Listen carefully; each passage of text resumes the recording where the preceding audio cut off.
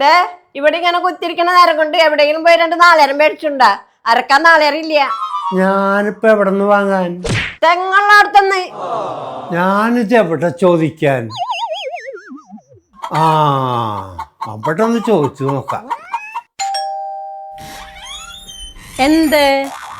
ഇത് ഇവിടുത്തെ ചേട്ടന്റെ പോക്കറ്റിൽ നിന്ന് പോയതാ. എന്തത്? അതറിയില്ല, ആ ചേട്ടന് കൊടുത്താ മതി.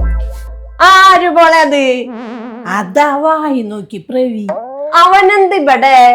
ഇതച്ഛൻ്റെ പോയതാണെന്ന്. ഇത് കത്താണല്ലേ, നീയൊന്ന് വായിച്ചേ. സ്നേഹം നിറഞ്ഞ സരസുവിന് നേരിട്ട് വരണമെന്ന ആഗ്രഹമുണ്ട്, പക്ഷേ സമൂഹം നമ്മളെ തെറ്റുകാരാക്കും. പുല്ലുവിരിഞ്ഞു കിടക്കുന്ന നിന്റെ തൊടിയിലേക്ക് ഒരു കള്ളനെ പോലെ കാലൊച്ചയില്ലാതെ വരണമെന്ന് എനിക്ക് ആഗ്രഹമുണ്ട്. അത് ശരി. ഇരുചെവി അറിയാതെ നിന്റെ തൊടിയിൽ വിളഞ്ഞു നിൽക്കുന്ന ആ 2 നാളികേരം ഞാൻ എടുത്തോട്ടെ. അരയ്ക്കാനില്ലാണ്ടാണ് മറുപടി പ്രതീക്ഷിക്കുന്നു. ഇങ്ങോട്ട് വാരട്ടിന്ന് ശരിയാക്കി കൊടുക്ക. ദേവരാണ്. എന്തായി പോയിട്ട്? നാളേരം കിട്ടിയ? 2 ചോദിച്ചിട്ടുണ്ട്, കുറച്ചായിട്ട് പറയാന്ന് പറഞ്ഞു. കിട്ടുവോ? കിട്ടും, എനിക്ക് 1000 കിട്ടും. എവിടെന്നാണ്? എവിടെന്നായാലും എന്ത്, നിനക്ക് 4,000 കിട്ടിയാ പോരെ? വെറുതെ ഇരിക്കണ്ട, ഇത് വായിച്ചിരിക്കി. പെട്ടല്ലോ, നിനക്കിത് എവിടുന്ന് കിട്ടി? നിങ്ങള് സരസുവിന് പ്രേമലേഖനം കൊടുക്കാൻ പോയതാണല്ലേ? പ്രേമലേഖനോ? കേട്ട മോളെ, ഇവളാണ് പറഞ്ഞത് 2 നാളേരം എവിടെന്നെങ്കിലും മേടിച്ചോണ്ട് തരാൻ. അതിന് നമ്മ ചോദിച്ചിട്ട് തരൂല എന്ന് പറഞ്ഞ നാണക്കടല്ലേ?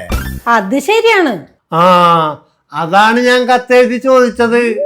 അത് പോട്ടെ, നിങ്ങളവളെ തൊടിയില് കാലൊച്ചില്ലാണ്ട് വരുന്ന എന്തെഴുതിയിട്ടുണ്ടല്ലോ അതില്?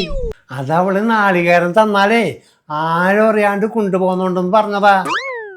ആൾക്കാരറിഞ്ഞ അവരും ചോദിക്കൂലേ? നിങ്ങളതില് ഭയങ്കര ഡയലോഗൊക്കെ ആണല്ലോ എഴുതിയിരിക്കണേ. അതെന്താണെന്നാ, അനർഘ നിർഘടമായി കാവ്യരചനയിൽ 2 നാളികേരം ചോദിച്ചാൽ പറ്റില്ല എന്ന് പറയില്ല. വാമോളെ, പിന്നെ തട്ടുപുറത്ത് ഇരുട്ട് വീണായ മൂലയില് കരിയും മറലയും പിടിച്ചിട്ട് ഒരൊക്കെ കിടക്കുന്നുണ്ട്, അത് മറക്കണ്ട. ഒലക്കെ? ആ ഒലക്ക.